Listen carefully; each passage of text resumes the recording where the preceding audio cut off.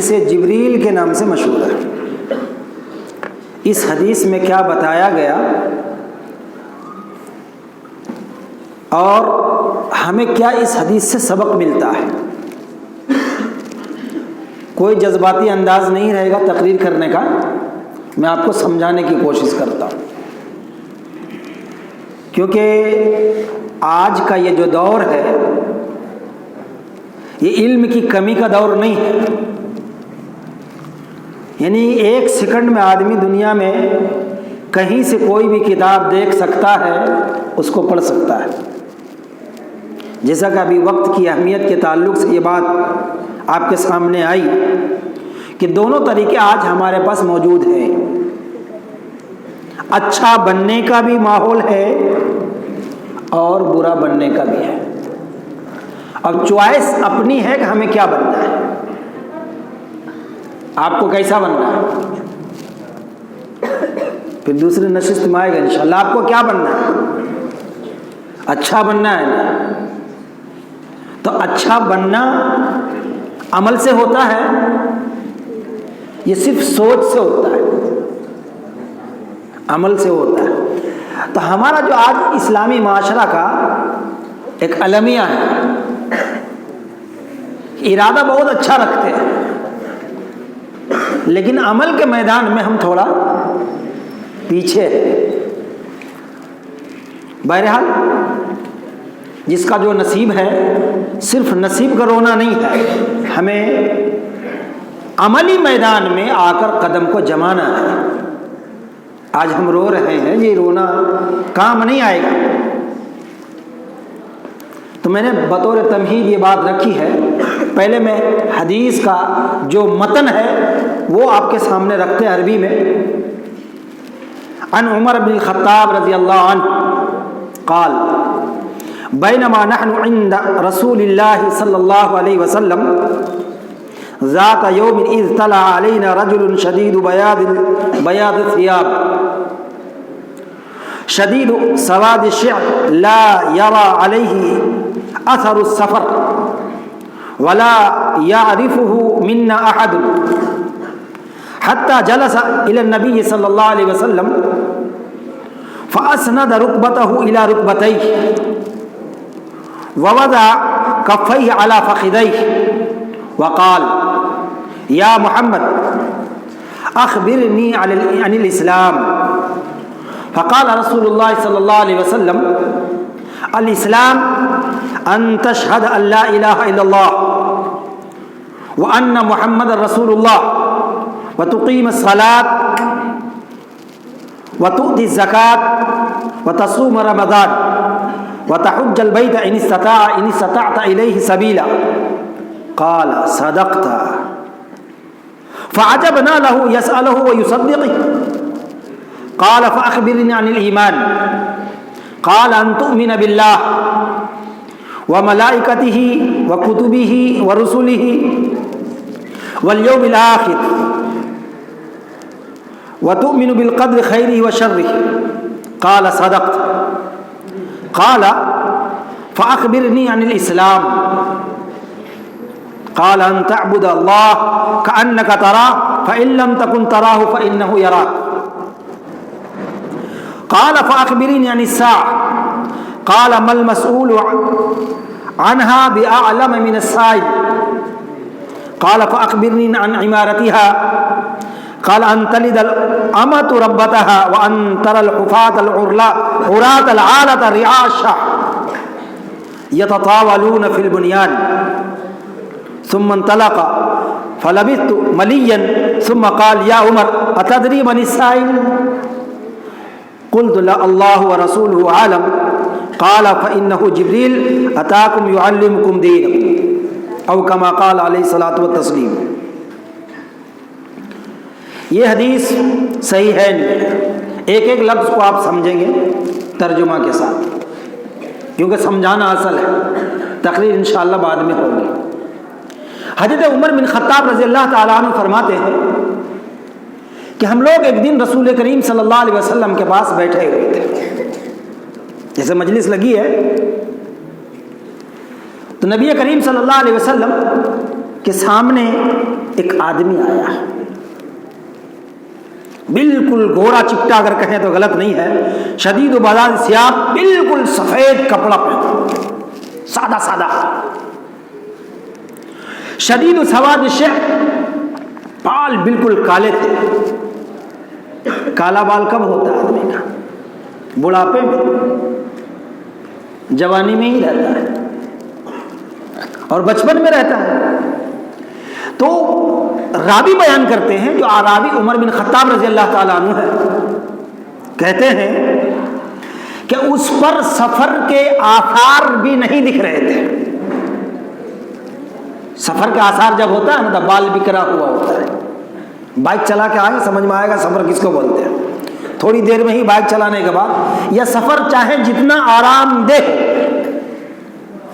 سفر کی تھکان چہرے سے معلوم ہو جاتی ہے کہ آدمی سفر سے آیا ہے، چاہے پہلے وہ ایروپلین سے آ رہا ہو۔ سفر ہی نام چیز ہی ہے، اس کے بارے میں انشاءاللہ پھر کبھی بتائیں گے۔ تو کہتے ہیں کہ ان کے چہرے پر سفر کے آثار نہیں دکھ رہے تھے، اور ولا یعرفہ منا احد، جتنے لوگ مجلس میں بیٹھے ہوئے تھے، یعنی ہم میں سے کوئی بھی آدمی جو آ رہا ہے، جو آیا ہے، اس کو پہچان نہیں رہا ہے۔ مطلب کیا ہوا؟ مطلب یہ ہوا، یہ قریب کا آدمی نہیں ہے، ہمارے محلے کا، قبیلے کا یا خاندان کا آدمی نہیں ہے، بالکل عجیب انداز میں سامنے آیا، اور کہتے ہیں کہ وہ بیٹھ گیا۔ کہاں بیٹھا؟ نبی کریم صلی اللہ علیہ وسلم کے بالکل سامنے ہے۔ ران سمجھتے ہیں نا، یعنی گھٹنا کا گھٹنا ملا کر آمنے سامنے بیٹھا اور اپنا ہاتھ ان کے پاس رکھ دیا۔ نبی کریم صلی اللہ علیہ وسلم کے فخذ یعنی ران پر رکھا، اور کیا کہا؟ سب سے پہلے دیکھیں مخاطب ہونے کا انداز، مخاطب کون ہوتا ہے اس طرح سے، اس میں بھی ہم بتائیں گے آپ کو۔ فقال یا محمد، نام لے کے پکارا صلی اللہ علیہ وسلم، اخبرنی عن الاسلام، کہ آپ مجھے اسلام کے بارے میں بتائیں۔ تو اس میں اسلام بتایا گیا ہے۔ نبی کریم صلی اللہ علیہ وسلم نے جواب دیا، ان تشہد اللہ الہ الا اللہ، اسلام کی پہلی بنیاد آپ نے بتائی کہ تم گواہی دو اللہ کے سوا کوئی معبود برحق نہیں، وَأَن تَشْهَدَ أَنَّ مُحَمَّدَ رَسُولُ اللَّهِ، اور تم گواہی دو کہ میں یعنی محمد اللہ کا رسول ہوں صلی اللہ علیہ وسلم۔ اس حدیث کو بتانا ہے، اس میں بہت سارے اسباق ہیں۔ سب سے پہلے کیا سوال کیا؟ اسلام کو آپ ہمارے سامنے رکھیں۔ اس سے پتہ یہ چلا ہر آدمی کو جو مسلمان کہتا اپنے آپ کو، اسے اسلام جاننا چاہیے۔ اسلام جانے بغیر اس پر وہ عمل پیرا نہیں ہو سکتا۔ لیکن آج ہم دنیاوی معاملات میں ہر چیز کی جانکاری حاصل کرنے کی کوشش کرتے ہیں، لیکن کتنے ایسے آج بھی مسلمان ہیں جنہیں اسلام کا پتہ نہیں۔ اگر میں کہوں تو غلط نہیں ہے، آپ سے میں پوچھتا ہوں، اسلام جو لفظ ہے اس کا اپوزٹ یعنی اس کا ضد میں کیا لفظ آتا ہے؟ اسلام کا معنی کیا ہے؟ اسلام کا اپوزٹ کیا ہے؟ یہ خطبہ نہیں ہے، بول سکتے، آپ کو معلوم ہے تو بولیے۔ پھر ایمان کے بارے میں بھی سوال کریں گے، مطلب جب تک سوال نہیں ہوگا بھیجے میں بات نہیں اترے گی۔ بھیجا میں بات اترنا ہے نا، یعنی آدمی کو سمجھنا ہے۔ اسلام کا اپوزٹ کفر ہے، اسلام کا اپوزٹ کفر ہے۔ کیوں؟ اسلام عمل کا نام ہے، اسلام عمل کا نام ہے، اور کفر کہتے چھپانے کو۔ ابھی حدیث کے اندر آیا ہے، بہت بار بار سنتے ہیں، من ترک الصلاۃ متعمدا فقد کفر، جس نے جان بوجھ کر نماز چھوڑی اس نے کفر کیا۔ مطلب کیا ہے؟ نماز یقین کا نام نہیں ہے، نماز عمل کا نام ہے۔ رکوع سجدہ پورا ایک عمل ہے نا، خالی نیت کر لینے سے نماز ہو جائے گی کیا؟ کہ رکوع کرنا ہے، سجدہ کرنا ہے، تشہد بیٹھنا ہے، سلام پھیرنا ہے، یہ نماز کے جو ارکان اس کو ادا کرنا ہے نا، اور چھوڑ دیا تو مطلب اس نے کفر کیا، مطلب جو چیز اس پر فرض تھی اس کو اس نے چھپایا۔ تو یہ بات سب سے پہلے سوال کرنے والے نے سوال یہ کیا، عن الاسلام، آپ ہم کو بتائیں اسلام کے بارے میں۔ نبی کریم صلی اللہ علیہ وسلم نے فرمایا، ان تشہد ان لا الہ الا اللہ، تو تم گواہی دو اللہ کے سوا کوئی معبود نہیں، کوئی الہ نہیں ہے۔ مطلب کیا ہے؟ الہ کا مطلب کیا ہے؟ اس کا بہت سارا مطلب ہے۔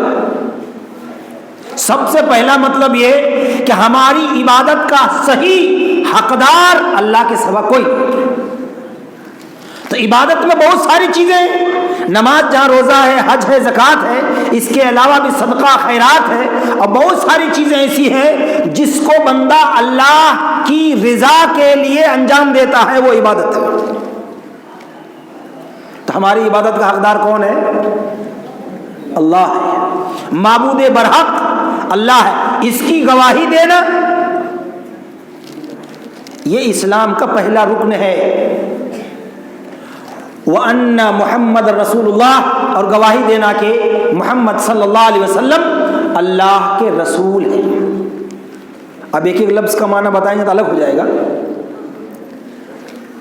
اور نماز قائم کرنا، اسلام کی پہلی بنیاد کیا ہے؟ شہادتین۔ شہادتین بات سمجھ میں آ رہی ہے؟ آپ لوگوں کو نہیں سمجھ میں آ رہی تو تھوڑا سننے کی کوشش کریں، میں انشاءاللہ بھیجے میں اتار دوں گا۔ شہادتین اسلام کی پہلی بنیاد ہے۔ شہادتین کا مطلب دو گواہی، ایک اللہ کی وحدانیت کی، دوسرے محمد الرسول اللہ کی رسالت کی صلی اللہ علیہ وسلم۔ بات سمجھ میں آ رہی ہے؟ شہادتین اسلام کی پہلی بنیاد۔ دوسری بنیاد یہ ہے نماز قائم کرنا، ٹھیک ہے؟ تیسری ہے زکوٰۃ ادا کرنا۔ چوتھی ہے رمضان کے روزے رکھنا۔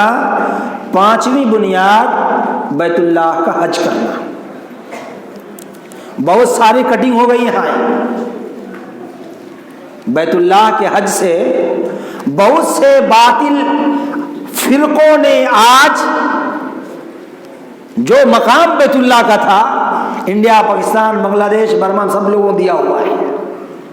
میں اس کے اپوزٹ میں بیان دینا نہیں چاہتا۔ بہت سے لوگوں نے مقامات یہاں بنائے ہوئے انڈیا پاکستان میں، اب وہاں کہاں جائے گا حج کرنے کے لیے؟ بہرحال اسلام کی 5 بنیادوں کو رسول اللہ صلی اللہ علیہ وسلم نے سوال کرنے والے کے پاس جواب میں رکھا۔ اسلام یہ ہے، پتہ یہ چلا جو ان 5 پر قائم نہیں ہے وہ مسلمان ہے کیا؟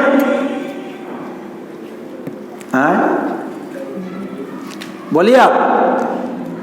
اگر اس کا نام عبداللہ عبد الرحمن ہے لیکن وہ اپنے عمل سے ان 5 چیزوں کا اظہار نہیں کر رہا ہے تو اس کو کیا کہیں گے آپ؟ بولیے۔ ان نوجوانوں کو جاننا ضروری ہے 5 چیزوں کو۔ کچھ تو یقین کا نام ہے۔ اب یہاں ایک ایک چیز کو آپ سمجھیں۔ گواہی میں پیسہ لگ رہا ہے کیا؟ زبان سے گواہی دینے میں اس میں پیسہ نہیں لگ رہا ہے؟ نماز پڑھنے میں پیسہ لگ رہا ہے؟ زکوٰۃ میں پیسہ لگتا ہے؟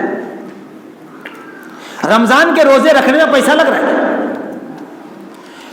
اور حج میں پیسہ لگ رہا ہے؟ اس میں ہے 2 چیز کا ذکر کیا، بدنی عبادت اور مالی عبادت۔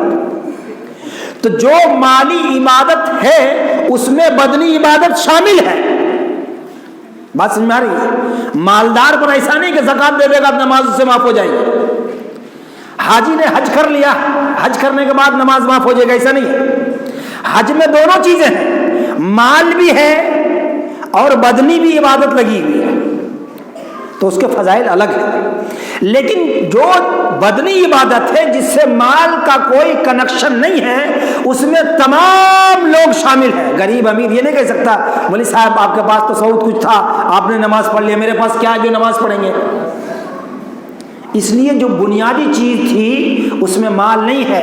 گواہی دینا اس میں کوئی مال نہیں لگتا. کسی کو لگتا ہے؟ غیر اور دوسرے دیگر جو مذاہب آج دنیا میں پائے جاتے ہیں، ہر قدم پر دین کے نام پر لوٹ ہو رہا ہے، اور اس لوٹ کا پتہ کبھی کبھی گاہے بگاہے اخبارات سے بھی پتہ چلتا ہے. یہاں 100 ہزار کروڑ کی بھی دین کے نام پر گھوٹالے اور لوٹ ہو رہی ہے. ہو رہی ہے کہ نہیں ہو رہی ہے؟ پتہ چل رہا ہے، اخبارات میں اس بات کا ثبوت ملتا ہے. یہ تین چیز آپ یاد رکھیں گے، گواہی، نماز اور روزہ. اس میں سارے کے سارے لوگ برابر ہیں. اگر کوئی جو اللہ کے نبی صلی اللہ علیہ وسلم نے بتایا کہ یہ اسلام ہے، اگر کوئی قائم نہیں کرتا نماز کو تو اس کے اسلام کا کتنا اعتبار ہوگا؟ کتنا اعتبار ہے؟ اس اسلام کا اعتبار ہی نہیں ہے. وہ مسلمان قابل معتبر ہے ہی نہیں ہے جس مسلمان کی زندگی میں نماز نہ ہو. اس لیے بنیادی چیز بتایا اللہ کے نبی صلی اللہ علیہ وسلم نے، اور بہت ساری چیزیں نہیں بتائیں. تمہیں تہجد بھی پڑھنا ہے، ظہر کے 4 رکعت سے پہلے سے بھی 2 رکعت پڑھنی ہے، اس کے بعد بھی 2 رکعت پڑھنی ہے، عصر سے پہلے پڑھنا ہے، مغرب کے 2 رکعت فرض سے پہلے. یہ ساری چیزیں نہیں ہیں. جو بنیاد ہے وہ فرائض ہے. ایک مہینہ کا جو رمضان کا آتا ہے 29 ہو یا 30 ہو، یہ رمضان کے مہینے کا روزہ فرض ہے. یہ کیا ہے؟ بہت سے لوگ بہانہ ڈھونڈتے ہیں، گیسٹرک میں روزہ معاف ہوگا کیا ہے؟ عمر بھی اچھی خاصی ماشاءاللہ ہے، سب کچھ جھیل سکتا ہے. سب جگہ یہ مسلمان شارٹ کٹ میں جانے کی، مال دے کر کے، فدیہ دے کے یا اور دیگر بہانے ڈھونڈ رہا ہے کہ کسی طرح سے اسلام سے ہماری جان چھوٹ جائے. بات سمجھ میں آ رہی ہے کہ نہیں؟ ہاں، سمجھ میں آنا چاہیے. اب کیسے کیسے بہانے بناتے ہیں، اگر تفصیل لگائیں تو بہت لمبا ہو جائے گا. اچھے خاصے لوگ بھی رمضان کے روزے نہ رکھنے پڑے، ایڈوانس جو لوگ ہیں وہ تو بہانہ بناتے ہی ہیں، لیکن کچھ عام طور سے بھی گیسٹرک ہو گیا ہے، بہت زیادہ گیس بنتا ہے، کیسے روزہ رکھیں گے، اور دن بھر منہ بنائے رکھے گا روزے کا. یعنی یہ مذاق ہم نے سمجھ لیا ہے اس چیز کو.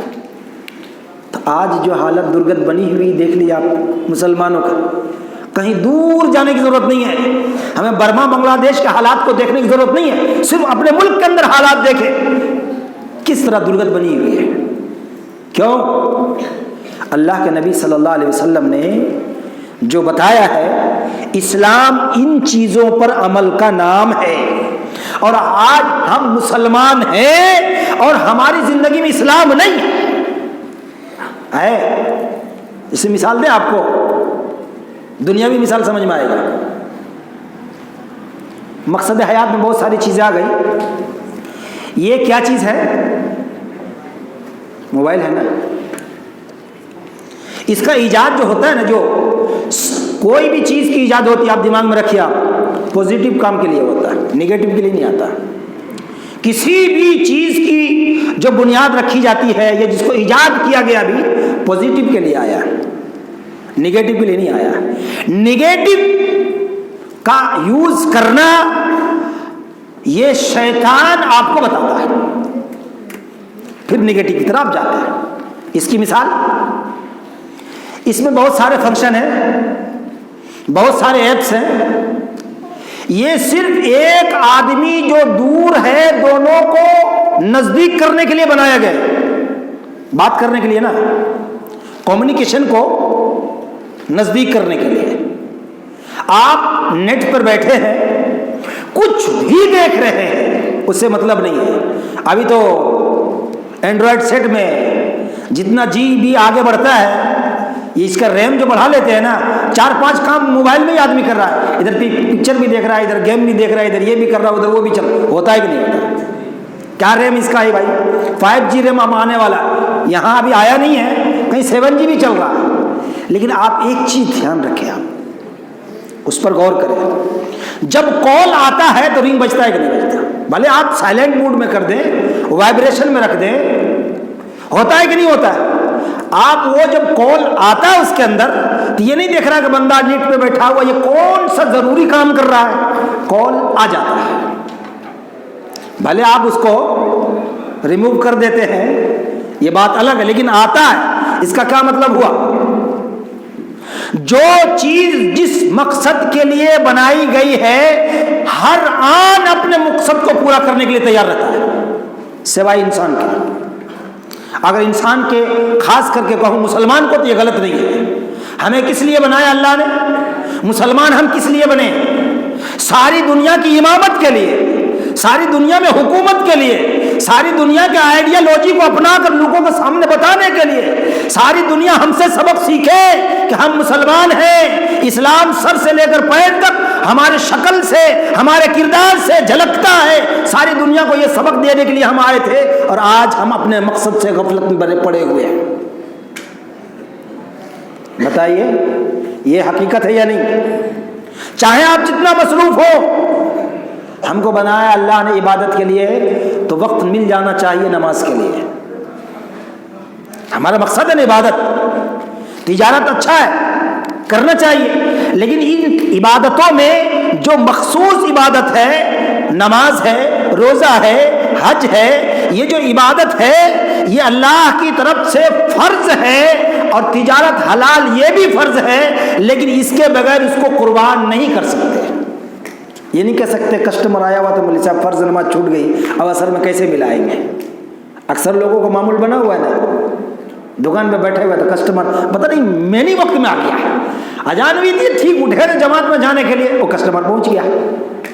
تو دنیا کے چند دینار کے لیے ہم نے کیا کیے؟ نماز کو سائڈ کیا کہ نہیں کیا؟ ارے کیا نا جی، تو یہ عمل صحیح ہے یا غلط ہے؟ بولیے، ہمارے مقصد حیات سے الگ ہے یہ۔ تو اللہ کے نبی صلی اللہ علیہ وسلم کے پاس وہ جو آنے والا سفید کپڑا میں، کالا بال میں، ڈائریکٹلی آ کر نبی کے پاس آئے اور سوال جو کیا، ان میں 5 چیزیں بتائی ایک سوال کے۔ سوال کیا تھا؟ بولیے، اسلام کیا ہے؟ اور نبی صلی اللہ علیہ وسلم نے بتایا 5 چیزوں کو۔ اسلام یہ کہ تم گواہی دو اللہ کے سوا کوئی معبود نہیں ہے، میں یعنی محمد رسول اللہ صلی اللہ علیہ وسلم اللہ کے رسول ہیں، اللہ کے بندے اور رسول ہیں۔ اللہ کے کیا ہے؟ بندے اور رسول ہیں۔ تو رسول کا کام کیا ہے، اس پر انشاءاللہ پھر کبھی تفصیل بات ہوگی۔ اور بتایا نماز قائم کرنا، زکوٰۃ دینا، رمضان کے روزے رکھنا اور حج کرنا۔ تو 3 چیز، ایک چیز عقیدے کا نام ہے، وہ پہلے ہے، یہ بات دماغ میں رکھیے آپ۔ 4 عمل ہے، کیا ہے؟ 4 عمل ہے، نماز عمل ہے، روزہ عمل ہے، زکوٰۃ عمل ہے، حج عمل ہے۔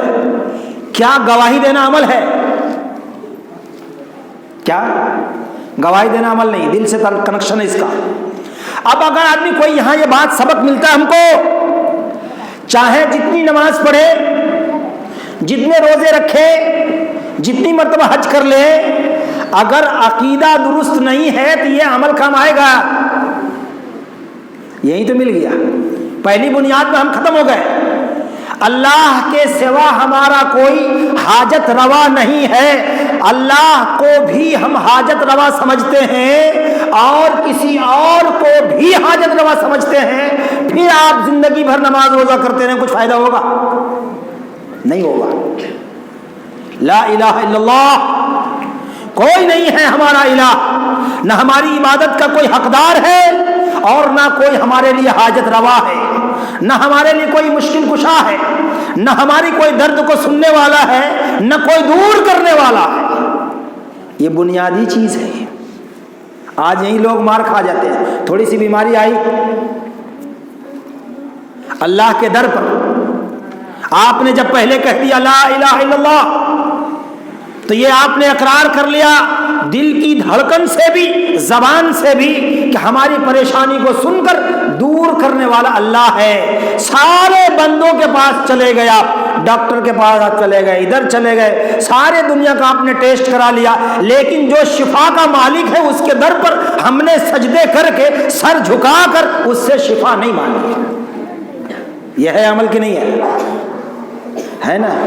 مولوی صاحب تھوڑا دیکھیے نا، بہت پریشان ہے، یہاں لے کے گیا، وہاں لے کے گیا، یہ ٹیسٹ کرایا، سب کچھ کرا لیا، کچھ نہیں ہے، پھر بھی پریشان ہے۔ کیوں پریشان ہے؟ کہ جو پریشانی کو دور کرتا ہے ہم نے اس کے سامنے اپنی پریشانی نہیں رکھا۔ لا الہ الا اللہ، الہ کا معنی اگر بتائیں کئی دن لگ جائے گا بھائی، ایک ہی دن میں ہونے والا نہیں ہے۔ اور آج اسلامی سماج کا جو ہمارا رول ہے وہ عجیب و غریب رول ہے۔ ہم کہتے ہیں زبان سے لا الہ الا اللہ، لیکن عمل سے نہیں ثابت کرتے ہیں۔ تو ایک سوال کے جواب میں نبی صلی اللہ علیہ وسلم نے کیا بیان کیا؟ گواہی دینا ایک اللہ کے سوا کوئی اور معبود برحق نہیں ہے۔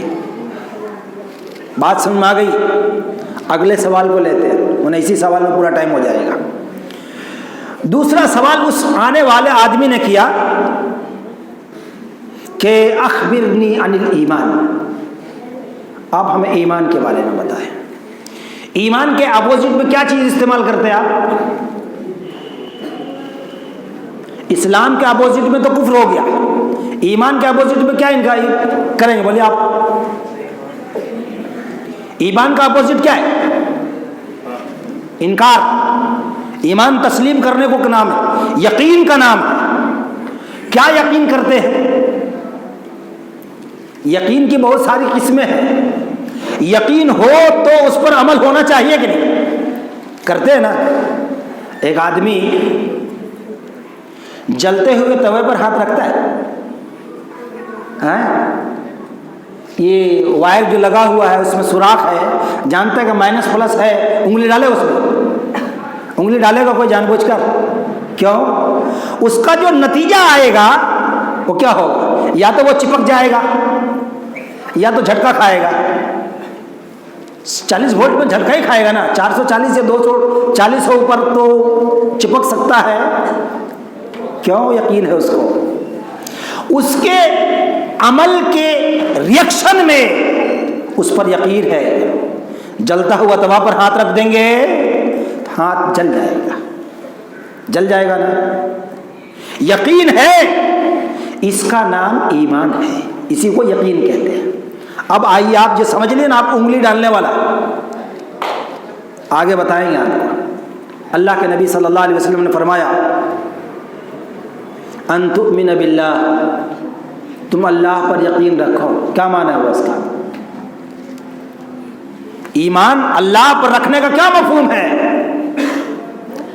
اللہ ہے اور ایک ہے، سمجھ میں آ رہا ہے؟ اللہ ہے، بہت سے لوگوں نے انکار کیا ہوا ہے اس میں کہ کوئی چیز نہیں، جسے آج ہم اس کو دہریہ بولتے ہیں۔ دہریہ بولے کہ دنیا کوئی چیز نہیں، کوئی دھرم نہیں ہے، کوئی ہمارا سپریم پاور نہیں ہے، جو کچھ ہوتا ہے سب کچھ ہو رہا اپنے آپ۔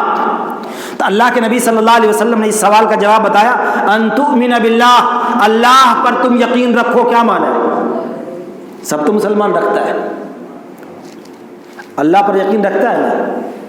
اللہ ہے اور ایک ہے، ساری دنیا کا وہ خالق ہے، ہمارا آپ کا ساری کائنات کے ہر ذرے کا وہ مالک ہے، تم یقین رکھو۔ آگے وملائکتہ، فرشتوں پر یقین رکھو۔ اس کا کیا معنی ہوا؟ فرشتے کی تعداد کتنی ہے وہ اللہ جانتا ہے، حقیقت بات یہی ہے۔ فرشتے کو تعداد صرف اللہ جانتا، اس کے سوا کوئی نہیں جانتا۔ اور دوسرا مفہوم یہ ہے، فرشتے اللہ کے حکم پر مامور ہیں، اللہ نے قرآن کے اندر فرمایا لا یعصون اللہ ما امرہم وہم یفعلون ما یؤمرون، کہ اللہ کی وہ مخلوق ہیں اللہ کے حکم کی خلاف ورزی نہیں کرتے، جو ذمہ داری ان کو اللہ نے دی، جو حکم اللہ نے ان کو دیا وہ اس کو انجام دیتے ہیں۔ سمجھ میں آیا؟ فرشتے وہ ہے۔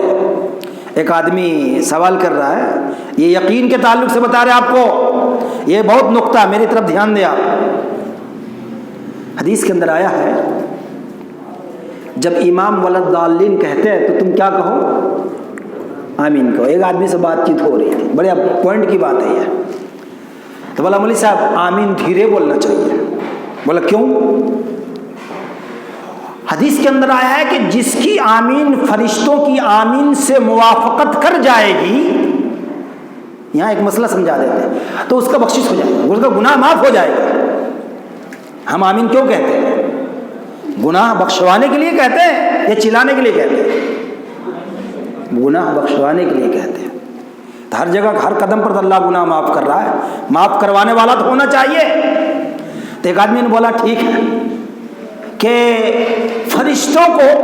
فرشتوں کی آمین کسی نے سنی ہے کیا؟ فرشتے کب آمین کہتے ہیں؟ اس لیے آمین دھیرے کہنا چاہیے۔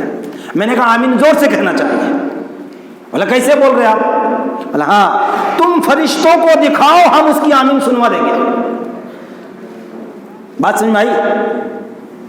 فرشتوں پر یقین رکھنا یہ ایمان کا ایک حصہ ہے۔ اللہ نے کئی جگہ قرآن کے اندر کوئی تفصیلی بات کریں گے بہت لمبا ہو جائے گا، 6-7 گھنٹے کا پروگرام ہے یہ، حدیث جبریل چھوٹی نہیں ہے کہ صرف یہ کہ اللہ ہے، اللہ کے یہ مخلوق یہ فرشتے ہیں، یہ یقین رکھنا۔ کس حد تک یقین رکھنا؟ ہمارے آنکھ سے دیکھی ہوئی چیز جھوٹ ہو سکتی ہے، اللہ نے جو قرآن میں کہا وہ یقیناً صحیح۔ فرشتے ہیں تو ہیں۔ اگر یہ یقین آج دنیاوی معاملات میں مسلمانوں کا یقین ہوتا ہے، آج انٹیلیجنٹ جو لوگ کہتے ہیں اپنے آپ کو، ہر چیز کا جو ریئیکشن جو رد عمل ہوتا ہے اس پر تو یقین ہے، لیکن ساری کائنات کے اس وقت تمام مخالفین ایک بات پر متفق ہو گئے لیکن اتفاق نہیں کر پائے کہ محمد رسول اللہ صلی اللہ علیہ وسلم جھوٹ بھی بولتے ہیں۔ آپ کو مجنون تو کہا گیا، شاعر تو کہا گیا، سب کچھ کہا گیا، لیکن سارے آپ کے شدید ترین دشمن بھی اس بات پر متفق نہیں ہو پائے کہ محمد جھوٹ بولتا ہے صلی اللہ علیہ وسلم۔ تو بتائیے آپ، تو ہم تو آگ پہ ہاتھ رکھنے سے ہاتھ جل جائے گا اس پر تو یقین ہے، لیکن اللہ نے جو بات کہی ہے اس پر کتنا یقین ہے؟ یقین ہے۔ اب سرسری طور پر ہم کو آپ کو آگے بڑھتے ہیں۔ ایمان کا فرشتے و کتبہ اور اس کی کتابوں پر، قرآن اللہ کی آخری کتاب ہے، اس سے پہلے جو بھی کتابیں آئی ہیں ہم اللہ کی طرف سے یعنی منزل من اللہ اس کو یقین کرتے ہیں۔ آج جو اپنی صورت میں نہیں ہے، جبریل انجیل ہو، توریت ہو، زبور ہو، اور صحف ابراہیم ہے، صحف موسیٰ ہے، یہ ساری کی ساری کتابیں اللہ کی طرف سے بھیجی گئی تھی اور اس میں اللہ کے احکامات تھے، اس کو ہم یقین سے تسلیم کرتے ہیں، وہ منزل من اللہ ہے۔ اور یہ ہے اس کے رسولوں پر، اس کے جتنے بھی رسول آئے جن کے نام قرآن میں ہیں، وہ جن کے نام قرآن میں نہیں ہے، وہ سب کو ہم سمجھتے ہیں کہ اللہ کی طرف سے وہ بھیجے گئے، اللہ کے بندوں تک پہنچانے کے لیے وہ مأمور تھے، اور جو بھی ان کو اللہ نے حکم دیا سارے کے سارے احکامات الہیہ یہ اللہ کے بندوں تک انہوں نے پہنچایا پورا کا پورا، خیانت ایک دن کا کیے بغیر۔ بات سمجھ آئی؟ جتنے بھی رسول آئے۔ اب دوسرا یہ والیوم الآخر، آخرت پر یقین رکھو۔ آخرت جس زندگی کے بعد جو دوسری زندگی آئے گی جس میں عمل نہیں ہوگا، حساب ہوگا۔ کیا ہوگا؟ حساب ہوگا۔ آخر کہتے ہیں دوسرے کو یہ زندگی ختم ہوگی، اور وہ بھی زندگی ہوگی اگر حساب میں صحیح نکلے تو، ورنہ نہ زندگی ہوگی نہ موت ہوگی۔ اس زندگی کے بعد جو زندگی آئے گی، زندگی ہمیشہ کے لیے عیش کی ہوگی، ورنہ زندگی ہوگی نہ موت ہوگی۔ بات سمجھ میں آ رہی ہے؟ میں مختصر کہہ رہا ہوں، وقت ہو رہا آپ کا اذان کا. خیر باقی تشریح بعد میں کر دیں گے، اس میں بہت لمبی تشریح ہے. آخری بات یہی ہے وَأَن تُؤْمِنَ بِالْقَدْرِ خَيْرِ وَشَرِّ، تقدیر پر یقین رکھو چاہے وہ شر ہو یا خیر ہو. آدمی کو بھلائی پہنچتی ہے اس وقت آدمی کو شکر ادا کرنا چاہیے، اور تکلیف پہنچتی ہے تو اللہ پر بھروسہ کر کے صبر کرنا چاہیے. لیکن ہمارا معاملہ تھوڑا الٹا ہوتا ہے. اللہ نے نعمت دی تو آدمی فخر سے کہتا ہے میں تو اس لائق تھا، میں نے بڑی محنت کی ہے، بڑے جد و جہد کے ساتھ اس مقام تک پہنچا ہوں. جب تکلیف پہنچتی ہے کیا میرا نصیب لکھنا ہی اللہ بھول گیا لگتا ہے. استغفر اللہ. اس طرح کے کلمات ہماری زبان سے نکل جاتے ہیں. انشاءاللہ کبھی بعد میں احسان کے تعلق سے بتائیں گے. ایمان کے یہ 6 ارکان جو ہیں جس کا ذکر نبی کریم صلی اللہ علیہ وسلم نے. آخری بات یہ ہے وہ پوچھنے والا کون تھا؟ جب مجلس اٹھ گئی تو عمر فاروق رضی اللہ تعالیٰ عنہ سے نبی صلی اللہ علیہ وسلم نے کہا یہ جبریل تھے تمہیں دین سکھانے کے لیے آئے تھے. یہ کون تھے؟ جبریل علیہ السلام. اور اللہ کے حکم سے زمین پر اترتے ہیں اور اللہ کا پیغام لے کر آتے ہیں، اللہ کے بندوں تک آتے. تو یہ حدیث جبریل جو نام ہے کہ جبریل علیہ السلام نے اپنی بات اپنی طرف سے نہ کہی ہے، اللہ نے ان کو حکم دیا ہے. اللہ ہم سب کو اس حدیث صحیح پر اور دیگر صحیح حدیث پر عمل کرنے کی توفیق عطا فرمائے. آمین یا رب العالمین. وصلی اللہ علی نبی وعلی آلہ وصحبہ اجمعین. اذان کا وقت ہو گیا نا؟ ہاں. ظہر کے بعد نماز کے بعد پھر یہی پہ ایک نشست ہے، اس کے بعد